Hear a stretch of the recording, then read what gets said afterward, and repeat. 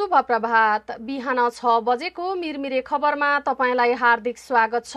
खबरका साथमा उपस्थित छु म सृजना तिमसिना। आज नेपाल सम्वत 1140 विक्रम सम्वत 2077 साल जेठ 6 गते मंगलबार द्वादशी तिथि ईस्वी सम्वत सन् 2020 मे 19 तारिक। खबर सुरु गरौं मुख्य प्रसंगबाट। सरकारद्वारा भारतबाट अतिक्रमित भूमि लिम्पियाधुरा समेटिएको नेपालको नयाँ नक्सा स्वीकृत। 310 वर्ग किलोमिटर भूभाग थपियो। नयाँ नक्सा प्रयोग र भारतसँग कूटनीतिक वार्ता एकसाथ अघि बढाउने तयारी। सीमामा सेना खटाउन सांसदहरूको माग। एकै दिन थपिए 80 जना नयाँ संक्रमित। देशभर कोरोना संक्रमितको संख्या 375 पुग्यो। प्रदेश 5 र 2 उच्च जोखिममा रहेका क्षेत्रहरूमा कन्ट्याक्ट ट्रेसिङलाई तीव्र पारियो। पार्टीभित्र एमसीसी विवाद फेरि बल्झियो। खनाल र रावलद्वारा प्रधानमन्त्री ओलीलाई 31 बुँदे पत्र। विश्वभर कोरोना भाइरसका कारण मृत्यु हुनेको संख्या 3,20,000 नाग्यो। संक्रमित पनि 48,80,000 बढी। र एन्फा पदाधिकारी विरुद्ध अपशब्द प्रयोग गर्ने ललितपुर एन्फाका अध्यक्ष पुरुषोत्तम थापालाई निलम्बन गर्ने एन्फाको निर्णय।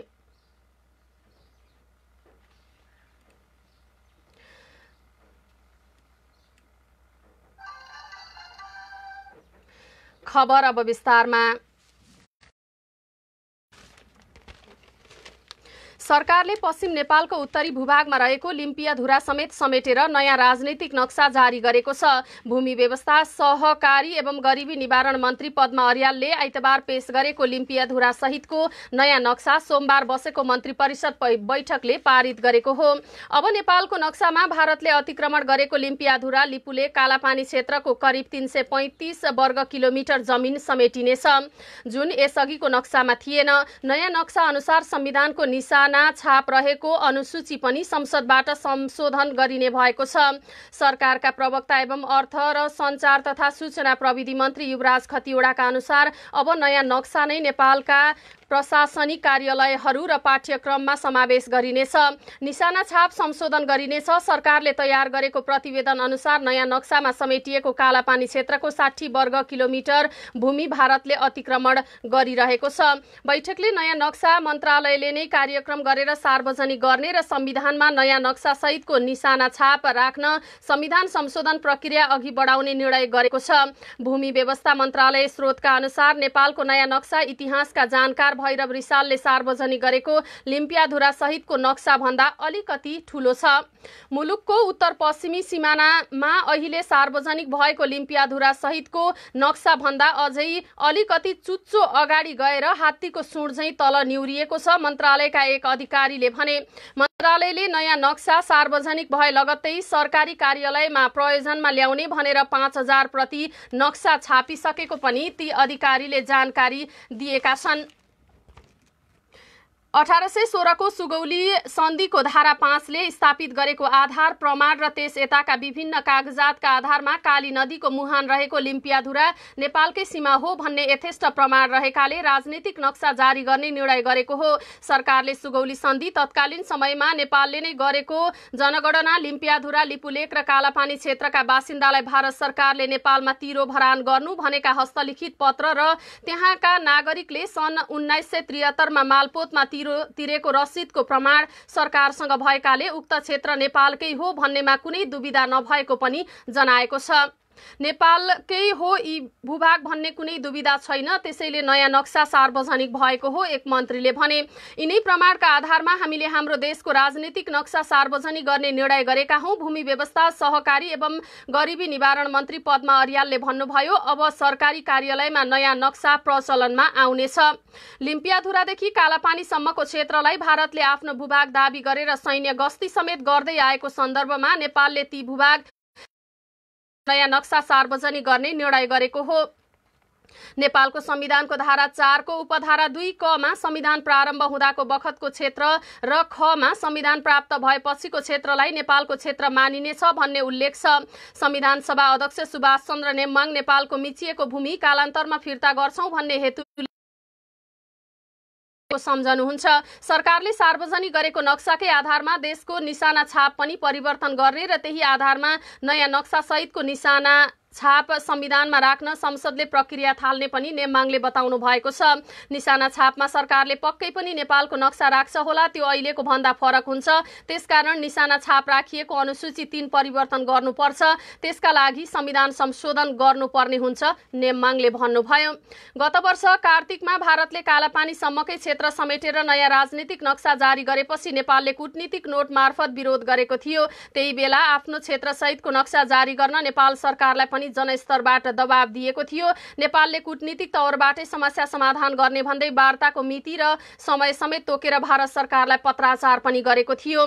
पोहोर मङ्सिरको पहिलो या तेस्रो साताका लागि गरिएको वार्ता प्रस्तावको म्याद गुज्रिएपछि मात्रै पुसको पहिलो साता भारतले वार्ता मार्फत सीमा समस्या सल्टाउन आफू तयार रहेको र उपयुक्त मितिमा वार्ता गर्ने जवाफ नेपाललाई दिएको थियो। यसअघि नै 98% सीमा समस्या हल भइसकेको छ। कालापानी र सुस्ता लगायतका क्षेत्रमा रहेको समस्या समाधान गर्न आपसी समझदारीमा गर्न भारत तयार छ, उक्त पत्रको आशय थियो। यता नेपालले गरेको वार्ताको पहललाई बेवास्ता गरिरहेको भारतले नेपाली भूमि कालापानी क्षेत्रमा मानसरोवर जाने ट्र्याक खोलिरहेको थियो। त्यतिखेर जुर्मुराएको सरकार पछि सुस्तायो। प्रधानमन्त्री केपी शर्मा ओलीले कार्तिक 28 मा पूर्व प्रधानमन्त्री माधव कुमार नेपाललाई सीमा समस्या समाधानबारे भारतसँग वार्ता गर्न विशेष दूत बन्न प्रस्ताव गर्नुभएको थियो। त्यो प्रस्ताव पनि यत्तिकै सेलायो। भारतले नेपाली भूमिमा डोजर चलाइरह्यो। गत वैशाख 26 गते भारतीय रक्षा मन्त्री राजनाथ सिंहले नेपालको भूमि लिपुलेक र कालापानी हुँदै तिब्बतको मानसरोवर जाने सडकको ट्र्याक भिडियो कन्फरेन्स मार्फत उद्घाटन गरेका थिए। त्यसपछि सिमानामा भारतीय अतिक्रमण विरुद्धको बहस काठमाडौँमा फेरि सुरु भयो।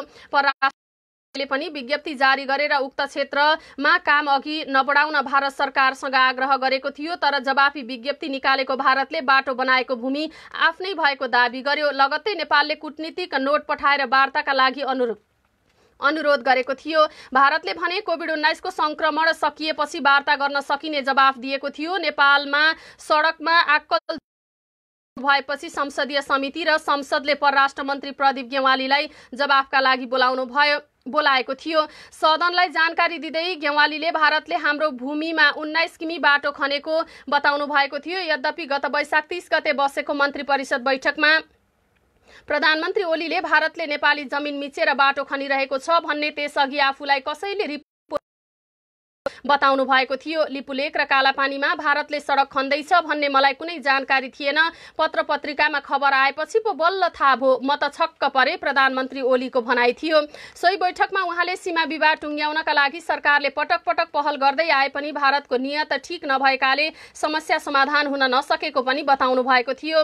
भारतका लागि नेपाली राजदूत नीलाम्बर आचार्यले नेपाली भूमि अतिक्रमण गरी सडक बनाएको बारेमा पीजी का तत्कालीन भारतीय पक्षका सदस्य भगत सिंह कोसियारी सँग वार्ता गरेको भए पनि सकारात्मक जवाफ नआएको बताउनु भएको थियो। त्यसपछि प्रधानमन्त्रीले सर्वदलीय बैठक डाकेर सीमा समस्या कसरी सुल्ट्याउन सकिन्छ भन्ने सुझाव समेत लिनुभएको थियो। प्रधानमन्त्री केपी शर्मा ओलीले पनि कूटनीतिक पहलबाट जमिन फिर्ता लिएपछि नक्सा जारी गर्ने बताउनु भएको थियो।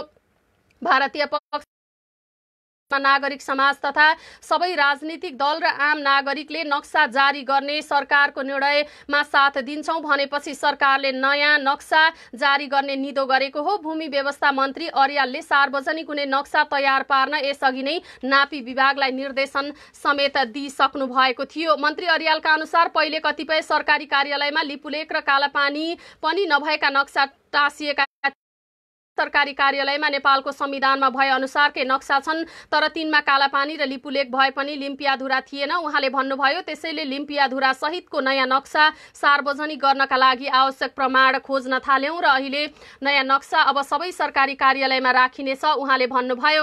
यसैबीच मन्त्री परिषद बैठकमा प्रधानमन्त्री केपी शर्मा ओलीले ऐतिहासिक तथ्य र प्रमाण सहितका सबै कुराले लिम्पियाधुरा सहितको भूमि नेपालकै भएको प्रमाणित गर्ने भएकाले आफ्नो निर्णयमा दृढ रहन मन्त्रीहरूलाई निर्देशन समेत दिनुभएको छ।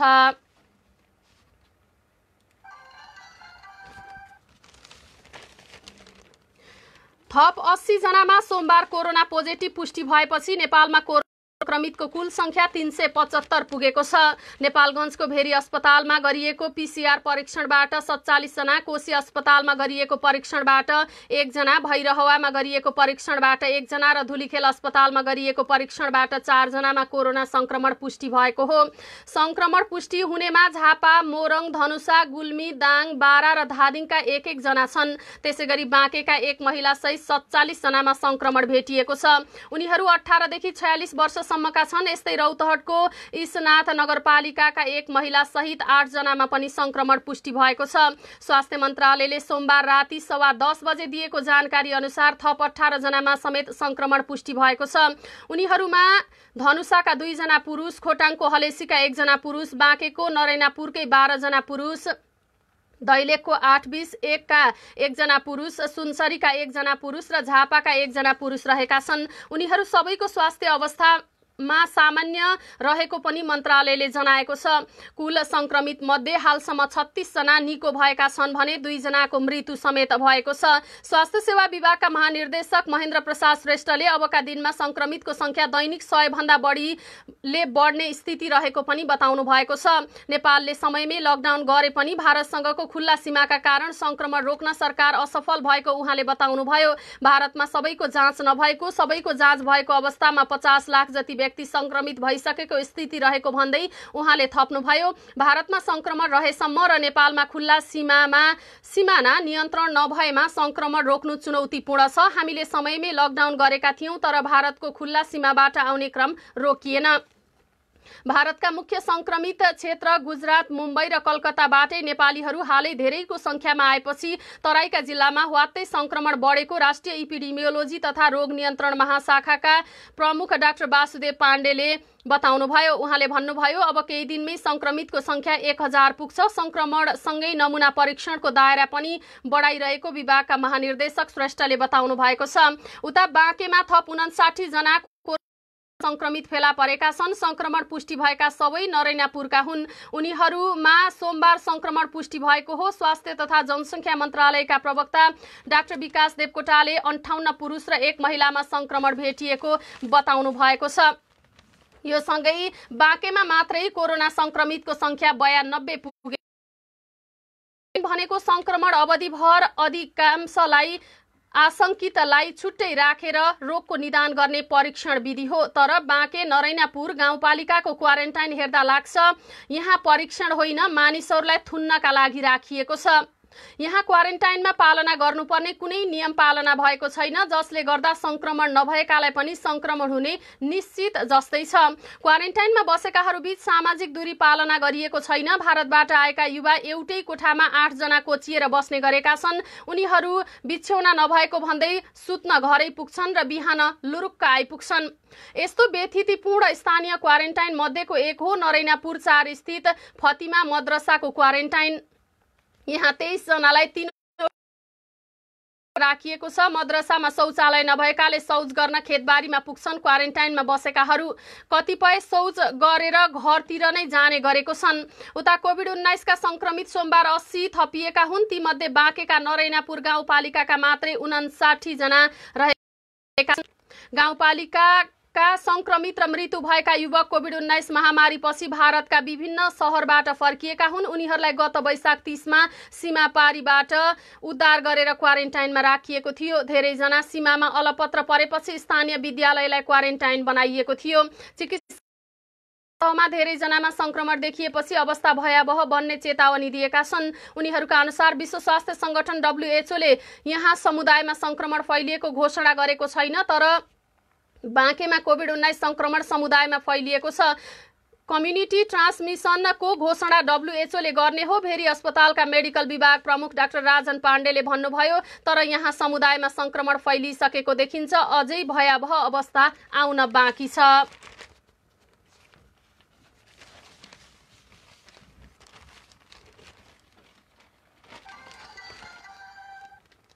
लकडाउन भएको 2 महिनापछि सरकारले विदेशी भूमिमा अलपत्र नेपालीलाई फर्काउने निर्णय गरेको छ। सोमबार बसेको प्रदेशको ओडा तहसम्म सुरक्षित क्वारेन्टाइन बनाउने निर्णय समेत गरेको छ। मन्त्री गेवालीले उपचार गर्न गएका गर्भवती नेपालमा आफन्तको निधन भएकालाई पहिलो प्राथमिकतामा राखिएको पनि जानकारी गराउनु भएको छ। मन्त्री गेवालीले पहिलो प्राथमिकतामा परेका जनाउनुभयो। प्राथमिकताका आधारमा उनीहरूलाई नेपाल फर्काइनेछ।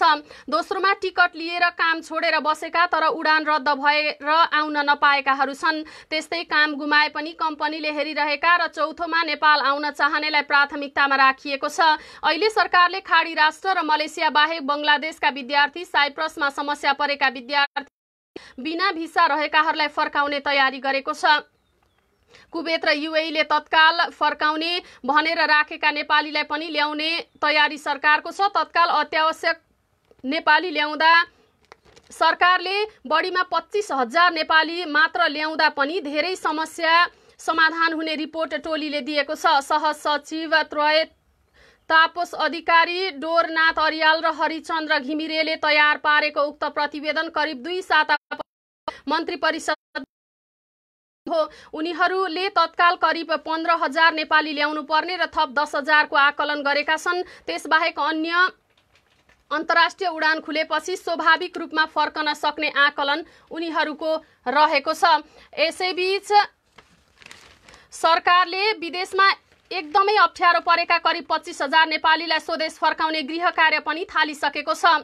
मन्त्री परिषदको बैठकमा छलफल भएको र उनीहरूलाई राख्नका लागि आवश्यक क्वारेन्टाइनको प्रबन्ध मिलाएर ल्याउने तयारी भइरहेको परराष्ट्र मन्त्री गेवालीले बताउनु भएको हो। पहिलो लटमा करिब 25,000 नेपालीलाई फर्काउन गृह कार्य सुरु भइसकेको छ। यो निर्णय भए जस्तै हो, मन्त्री गेवालीले भन्नुभयो। विपक्षी दल नेपाली कांग्रेसले कोरोना संक्रमणका कारण निधन भएका बाँकेका 25 वर्षीय युवालाई अस्पताल नलगेको भन्दै सरकारको जवाफ माग गरेको छ। पार्टी प्रवक्ता विश्वप्रकाश शर्माले सोमबार विज्ञप्ति जारी गर्दै क्वारेन्टाइनमा रहेका युवाको निधनले सरकारको गैर जिम्मेवारीपनको पराकाष्ठ नाघेको आरोप लगाउनुभयो। क्वारेन्टाइनमा रहेका युवाको निधनले सरकारको जवाफमा होइन, जवाफदेहितामा भूमिका खोजिनु आवश्यक रहेको औल्याउँदै कांग्रेसले 7 प्रश्न उब्जाएको जनाएको छ। विश्वव्यापी रूपमा लाखौंको मृत्यु भइरहेका बेला ती युवकको मृत्युलाई केवल एक मृत्युका रूपमा बुझियो र त्यसका पछिल्तिर रहेका गम्भीर प्रश्नहरूलाई नदेखे झैं गरियो भने कोरोनासँगको सङ्घर्षमा हाम्रा आगामी दिनहरू झनै विकट हुनेछन्। कांग्रेसले भनेको छ, क्वारेन्टाइनमा राख्नुपर्ने राज्यले तिनलाई अघिल्लो दिन नै अस्पताल पुर्याउनु पर्ने सामान्य दायित्व पनि किन निर्वाह गरेन? ती युवकले अघिल्लो दिनदेखि नै पटक पटक बान्ता गरेको, सास फेर्न कठिनाई भएको, ज्वरो आएको विवरण थाहा पाए पनि राज्यले व्यवस्था गरेको कांग्रेसको बुझाइ छ।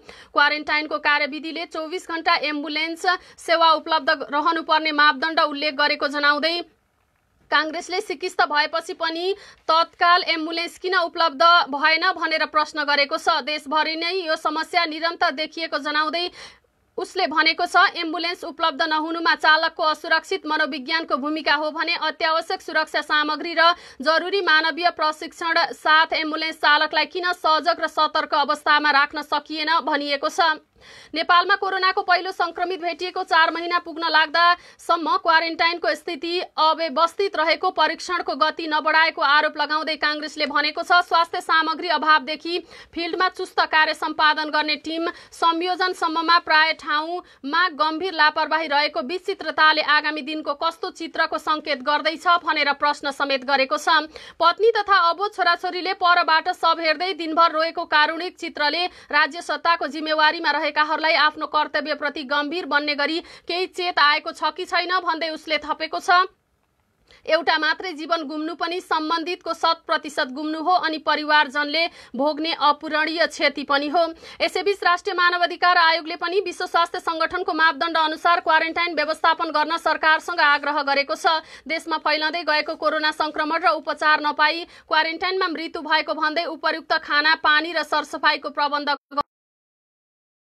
आयोगका प्रवक्ता वेद भट्टराईद्वारा सोमबार जारी विज्ञप्तिमा संक्रमण रोकथाम तथा नियन्त्रणका न्यूनतम उपायको कार्यान्वयन गर्नुपर्ने, क्वारेन्टाइनमा रहेकाको स्वास्थ्य अवस्था अनुगमन गर्न पनि जोड दिएको छ।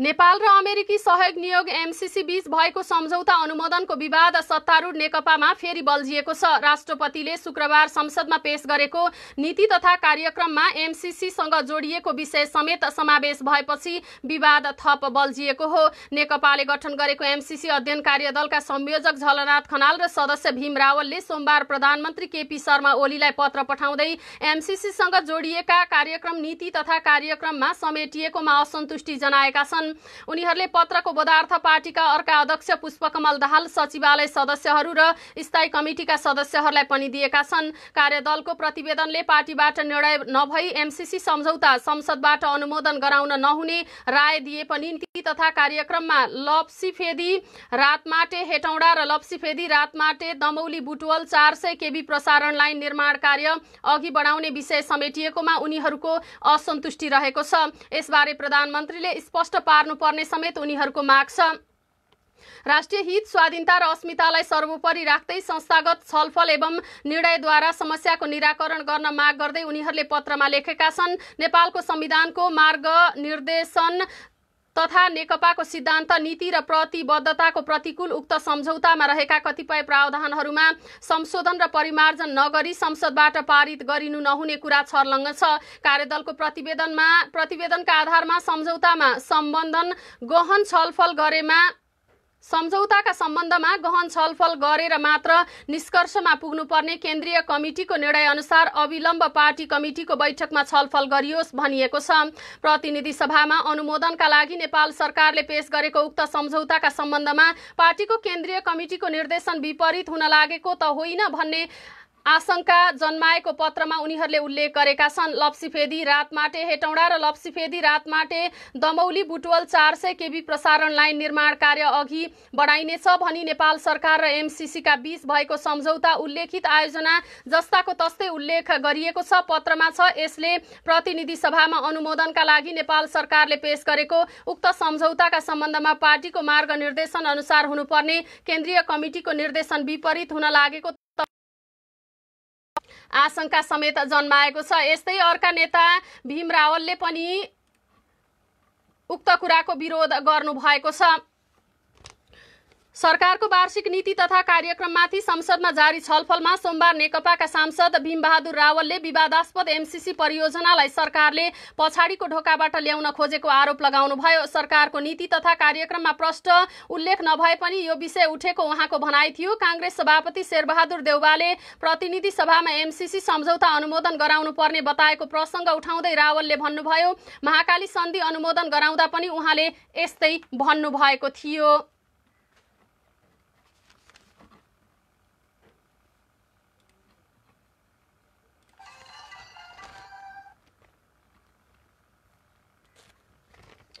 सर्वोच्च अदालतको पछाडिपट्टिको सेतो पालमा 19 जना न्यायाधीश रहेको एउटै बृहत पूर्ण इजलास सोमबार बस्यो। लकडाउनको समयमा म्याद गुज्रेका मुद्दाका विषयमा टुङ्गो लगाउन अहिलेसम्मकै धेरै न्यायाधीश सम्मिलित बृहत पूर्ण इजलास बसेको हो। बृहत इजलासमा प्रधान न्यायाधीश सोलेन्द्र शमशेर राणा सहित सर्वोच्चका बहालवाला सबै न्यायाधीश सहभागी भएका थिए। सेतो पाल मुनि राउन्ड टेबल राखेर माइक मार्फत बहस गरिएको थियो। न्यायिक इतिहासमै 19 जना न्यायाधीश सहभागी भएको बृहत पूर्ण इजलास यो पहिलो भएको सर्वोच्चका कालले बताउनुभयो। बृहत पूर्ण इजलासको निर्णय भने यही जेठ 11 गते आइतबार सुनाउने ढकालले बताउनुभयो। यसभन्दा अघि 17 जनासम्मको बृहत पूर्ण इजलास बसेको थियो। यो अहिलेसम्मकै पहिलो ठूलो इजलास हो उहाँले भन्नुभयो। लकडाउनको बेला हदम्याद गुज्रिसकेका मुद्दा, दर्तामा हदम्याद नागेका, पेशी तारिखमा कानुनी अडचन फुकाउन एमिकस क्युरी अर्थात् अदालतको सहयोगीको राय मागेका थिए। सोमबारको बहसमा कानुन व्यवसायीहरूले अडबोर्डको विषय सर्वोच्चसँग व्याख्या गर्ने क्षमता भएको बताएका छन्। प्रशासनिक अदालतमा पुग्ने कानुनी विवाद असर परेको होइन, अडबोर्ड परेको निकासा न्याय प्रशासनसँग सम्बन्धित रहेको भन्दै बहस भएको थियो। हदम्यादको विषयमा कानुन संशोधन गर्नुपर्ने भएको बहस पनि उठेको थियो। सोमबार सहन्यायाधिवक्ता सञ्जीव राज रेग्मी, नेपाल बार एसोसिएसनका अध्यक्ष चण्डेश्वर श्रेष्ठ, सर्वोच्च बारका अध्यक्ष खगेन्द्र अधिकारी, कानुन व्यवसायीहरू शम्भु थापा, हरिहर दाहाल, टीकाराम भट्टराई, अमर गरेका थिए। सर्वोच्चले दर्ता हुन नपाएका तारिख लिन नपाएका मुद्दामा हदम्याद जस्ता अडबड अप्ठ्यारो कानुनी अवस्था फुकाउन निकासामा महान्यायाधिवक्ता नेपाल बार एसोसिएसनका अध्यक्ष र सर्वोच्च बारका अध्यक्षले बहस नोट मार्फत राय सुझाव समेत दिएका थिए।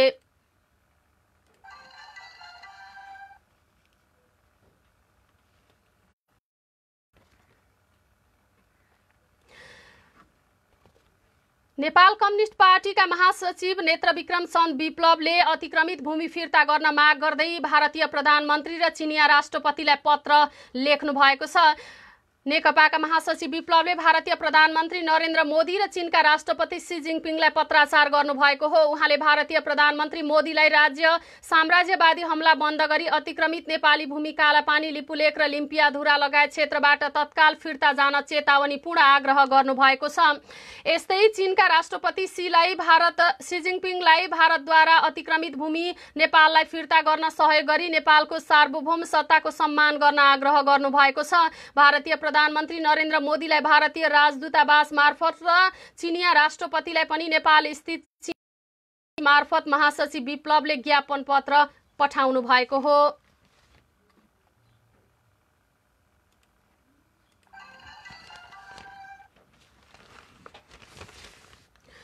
संसदमा सोमबार सरकारको वार्षिक नीति तथा कार्यक्रममाथि छलफल गर्ने क्रममा सीमा सुरक्षामा सेना खटाउनु पर्ने आवाज पनि उठेको छ। सांसदहरूले सीमामा सेना खटाउन माग गरेका हुन्। पूर्व रक्षा मन्त्री समेत रहनुभएका कांग्रेस सांसद भीमसेन दास प्रधानले सीमा सुरक्षामा सेना खटाउन सुझाव दिनुभयो। उहाँले सीमा खुल्ला भएकाले भारतले मिच्दै गएको पनि बताउनु भएको थियो। नेकपाका सांसद भीमबहादुर रावलले पनि विवादास्पद भारतले लिपुलेक, कालापानी र लिम्पियाधुरामा भारतले सडक बनाएको सन्दर्भ जोड्दै राष्ट्रिय स्वाधीनता र स्वतन्त्रता रक्षा गर्नुपर्ने अवस्था आएको बताउनुभयो। कांग्रेस सांसद शशाङ्क कोइरालाले सीमा अतिक्रमणको विषयलाई उच्च स्तरमा सार्थक वार्ता गरेर समाधान गर्न आग्रह गर्नुभयो। त्यस्तै राजपाका सांसद महेन्द्र राय यादवले कालापानीका विषयमा मौसमी राष्ट्रभक्ति रहेको बताउनुभयो। कालापानी होस् वा सुस्ता होस्, नेपाली भूमि कसैलाई मौसमी राष्ट्रवादमा नलागौं। राप्रपाका सांसद राजेन्द्र लिङदेनले सरकारले नीति तथा कार्यक्रममा कालापानी, लिम्पियाधुरा र लिपुलेक समेटेर नक्सा जारी गर्ने विषय समावेश हुनु स्वागत योग्य भएको बताउनु भएको थियो। नेकपाकी सांसद राधा कुमारी गेवालीले राष्ट्रियताको सन्दर्भमा सरकारले लिएको निर्णय ऐतिहासिक रहेको पनि बताउनु भएको थियो।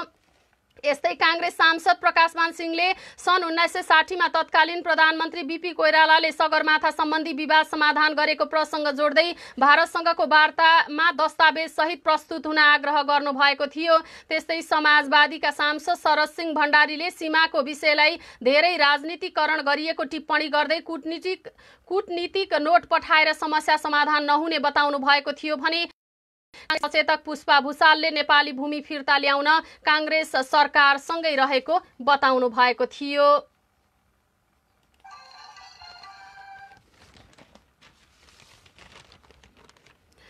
कोभिड-19 को असरले थला परेको अर्थतन्त्रलाई पुनरुत्थान गर्न आगामी आर्थिक वर्षको बजेटमा करिब 2 खर्ब रुपैयाँको राहत प्याकेज ल्याउन उद्योगी व्यवसायीले सरकारसँग माग गरेका छन्। आगामी आर्थिक वर्ष 2077-78 को नीति तथा कार्यक्रममा निजी क्षेत्रका माग सम्बोधन नभएपछि बजेटमा पनि राहत प्याकेज नल्याए उद्योग व्यवसाय ठप्प पारेर सडकमा आउने चेतावनी उनीहरूले दिएका छन्। करिब 2 महिना मुलुक लकडाउनमा गएपछि 4 खर्ब रुपैयाँ भन्दा बढी नोक्सानी भएको भन्दै उनीहरूले अर्थतन्त्रलाई टाट पल्टनबाट जोगाउन प्याकेज आवश्यक रहेको दाबी गरेका छन्। अर्थतन्त्रको आकारको न्यूनतम 5% को राहत प्याकेज ल्याउनु पर्ने नेपाल उद्योग वाणिज्य महासंघकी अध्यक्ष भवानी राणाले बताउनुभयो। सरकार यही जेठ 15 मा आगामी आर्थिक वर्षका लागि बजेट सार्वजनिक तयारीमा रहेको छ।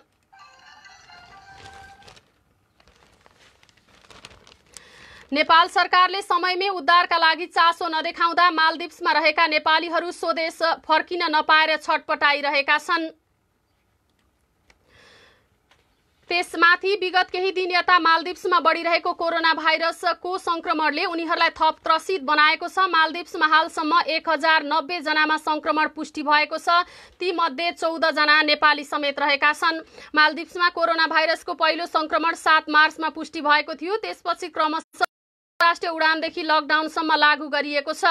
अन्य मुलुकका नागरिक जस्तै मालदिप्स आउने नेपाली मध्ये अधिकांश पर्यटन क्षेत्रमा काम गर्ने गरेका छन्, तर कोभिड-19 को महामारीका कारण मालदिप्सको अर्थतन्त्रको प्रमुख आधार पर्यटन क्षेत्र नै धराशायी बन्न पुगेको छ। युरोपेली, चिनिया, अस्ट्रेलियनदेखि भारतीय पर्यटकहरूको आकर्षक गन्तव्यका रूपमा मालदिप्स चिनिन्छ। त्यहाँ रहेका अधिकांश होटल रिसोर्टहरूमा पनि विदेशी लगानी नै छ। महामारीका कारण मालदिप्सको अर्थतन्त्रको मेरुदण्ड पर्यटन क्षेत्र अहिले ठप्प छ। त्यहाँ हजारौं अलपत्र परेका छन्। नेपालीहरूमा पनि संक्रमण फैलिसकेको कारण नेपालीहरूलाई स्वदेश फर्काउन पनि त्यहाँ माग गरिरहेका छन्। यसैबीच अखिल भारत प्रवासी नेपाली संघले सीमा अतिक्रमण र नेपाली स्वदेश फर्काउने बारे सरकारको ध्यान आकर्षण गराएको छ। अखिल भारत प्रवासी नेपाली संघले सीमा अतिक्रमण र नेपाली स्वदेश फर्काउने विषयमा सरकारको ध्यान आकर्षण गराएको हो। सोमबार संघले नेपाली विद्यार्थी, तीर्थयात्री र रोजगारीका लागि भारत पुगेका नेपालीहरूको कोरोना महामारीका कारण समस्यामा परेकाले तत्काल उद्धार गर्न माग गर्दै सरकारलाई ध्यान आकर्षण पत्र पठाएको छ। नेपाल भारत सीमामा अलपत्र परेका नेपाली नागरिकलाई स्वदेश फर्कन दिन पनि उसले माग गरेको छ। साथै महामारी फैलिएपछि दुवै देशले भारतमा भएका नेपालीलाई भारतले र नेपालमा रहेका भारतीयलाई नेपाल सरकारले राहत उपलब्ध गराउनेदेखि सबै व्यवस्थापन गर्ने सहमति भएको भनिए पनि भारत सरकारले अहिलेसम्म सहमति अनुसार कुनै काम नगरेको भन्दै संघले प्रवासी नेपालीहरूले कुनै राहत पाउन नसकेका कारण समस्यामा परेकोले यसतर्फ गम्भीर भएर ध्यान दिन पनि सरकारसँग आग्रह गरेको छ।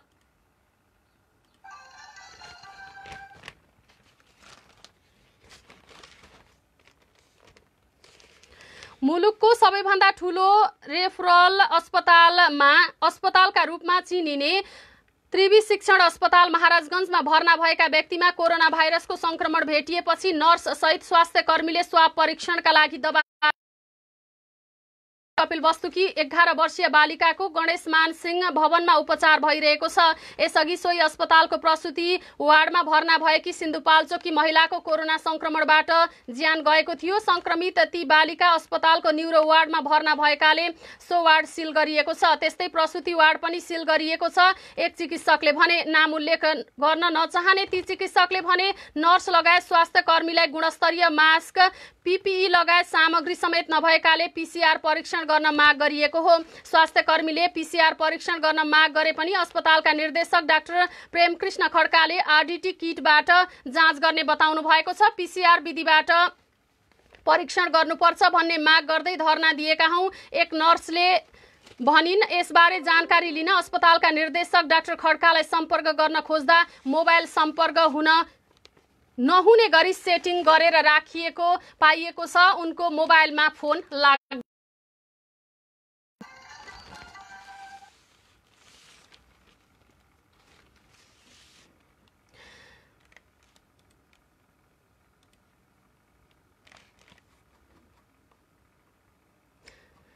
अब मिरमिरे खबरमा अन्तर्राष्ट्रिय प्रसंग। विश्वभर महामारीको रूपमा फैलिएको कोरोना भाइरसका कारण मृत्यु हुनेको संख्या निरन्तर बढ्ने क्रममा छ। पछिल्लो रिपोर्ट अनुसार कोरोनाका कारण मृत्यु हुनेको संख्या 3,20,000 पुगेको छ। त्यसैगरी संक्रमित पनि 48,80,000 माथि पुगेका छन्। 19,03,000 मानिसहरू निको भएर घर समेत फर्किएका छन्। विश्वमा सबैभन्दा धेरै अमेरिकामा मृत्यु हुनेको संख्या 91,900 भन्दा बढी छ। त्यहाँ संक्रमित पनि 15,49,000 नागेको छ। बेलायतमा मृतकको संख्या 34,700 नागेको छ। त्यहाँ संक्रमितको संख्या 2,46,000 पार भएको छ। इटालीमा मृत्यु हुनेको संख्या 33,000 नागेको छ। त्यहाँ संक्रमितको संख्या 2,25,000 भन्दा बढी छ। फ्रान्समा मृतकको संख्या 28,200 नागेको छ भने 1,79,000 भन्दा बढी संक्रमित भएका छन्। स्पेनमा मृतकको संख्या 27,700 बढी पुगेको छ भने संक्रमितको संख्या 2,78,000 बढी रहेको छ। त्यस्तै रुसमा संक्रमितको संख्या 2,90,000 नागेको छ भने मृतकको संख्या 2,700 नागेको छ। मृतकको संख्या 16,800 बढी पुगेको छ भने संक्रमितको संख्या पनि 2,55,000 नागेको छ। यसैगरी भारतमा कुल संक्रमितको संख्या 1 लाख नागेको छ भने 3,100 भन्दा बढीको मृत्यु भइसकेको छ।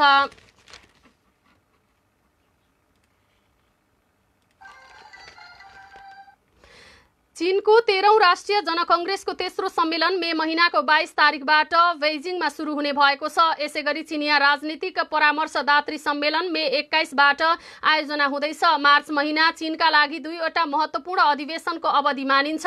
सो समयमा राष्ट्रिय जनकङ्ग्रेस एनपीसी र चिनिया जनराजनीतिक परामर्शदात्री निकाय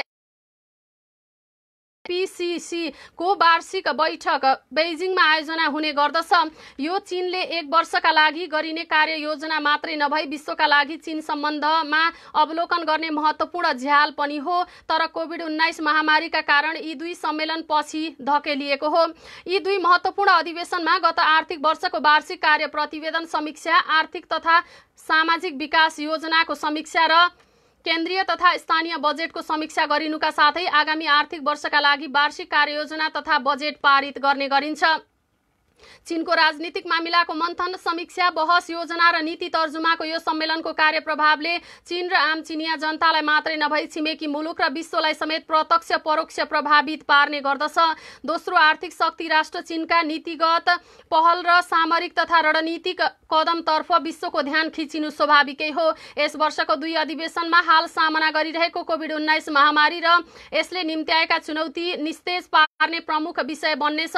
यसबाहेक यस वर्ष चीनको गरिबी उन्मूलीकरणको अन्तिम वर्ष पनि हो। धेरै हदसम्म सफल भइसकेको चीनले गरिबी निवारणको लक्ष्य हासिल गर्ने बाटोमा रहेका केही अवरोध पन्छाउने तयारी समेत गर्नेछ।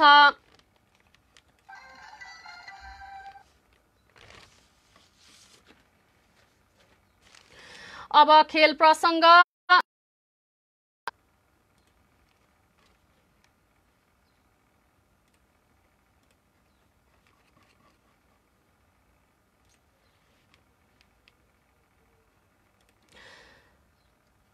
अखिल नेपाल फुटबल संघ एन्फाले सामाजिक सञ्जालमा पदाधिकारी र फुटबल संघ विरुद्ध अपशब्द प्रयोग गर्ने ललितपुर जिल्ला संघका अध्यक्ष पुरुषोत्तम थापालाई कारबाही गरेको छ।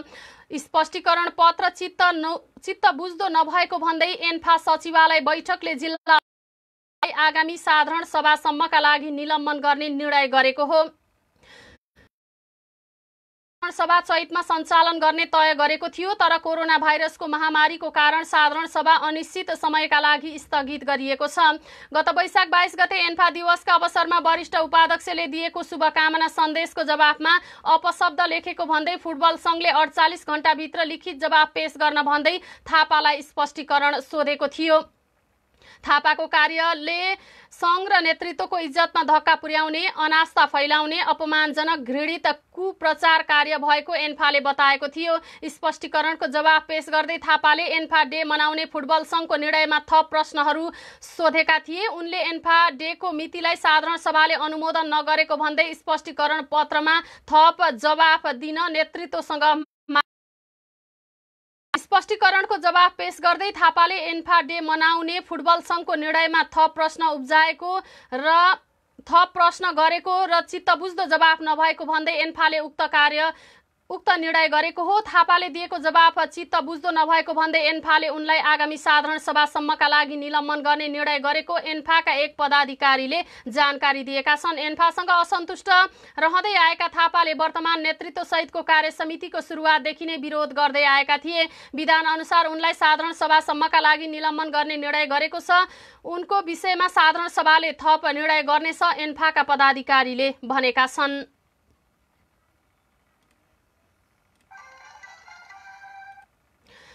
खबर क्रम यति नै। जाँदा जाँदै अहिलेसम्मका मुख्य प्रसङ्ग पुनः एकपटक। सरकारद्वारा भारतबाट अतिक्रमित भूमि लिम्पियाधुरा समेटिएको नेपालको नक्सा स्वीकृत। 310 वर्ग किलोमिटर भूभाग थपियो। नयाँ नक्सा प्रयोग र भारतसँग कूटनीतिक वार्ता एकसाथ अघि बढाउने तयारी। सीमामा सेना खटाउन सांसदहरूको माग। एकै दिन थपिए 80 जना नयाँ संक्रमित। देशभर कोरोना संक्रमितको संख्या 375 पुग्यो। प्रदेश 5 र 2 उच्च जोखिममा। सत्तारूढ नेपाल कम्युनिस्ट पार्टीभित्र एमसीसी विवाद फेरि बल्झियो। खनाल र रावलद्वारा प्रधानमन्त्री ओलीलाई 31 बुँदे पत्र। विश्वभर कोरोना भाइरसका कारण मृत्यु हुने 20,000 नाग्यो, संक्रमित पनि 48,80,000 बढी। र एन्फा पदाधिकारी विरुद्ध अपशब्द प्रयोग गर्ने ललितपुर एन्फाका अध्यक्ष पुरुषोत्तम थापालाई निलम्बन गर्ने एन्फाको निर्णय। हवस् त बिहान 6 बजेको मिरमिरे खबर सकियो। हामी अन्य समाचार बुलेटिनका साथ पुनः उपस्थित हुने नै छौँ। त्यतिन्जेलसम्मका लागि म सृजना तिमसिना पनि बिदा हुन्छु। नमस्कार। यहाँहरू हामीलाई फेसबुक पेज र युट्युब मार्फत मिरमिरे अनलाइन सर्च गरेर भेट्न सक्नुहुन्छ। देश विदेशका ताजा समाचारका लागि www.mirmireonline.com लगइन गर्न नभुल्नुहोला।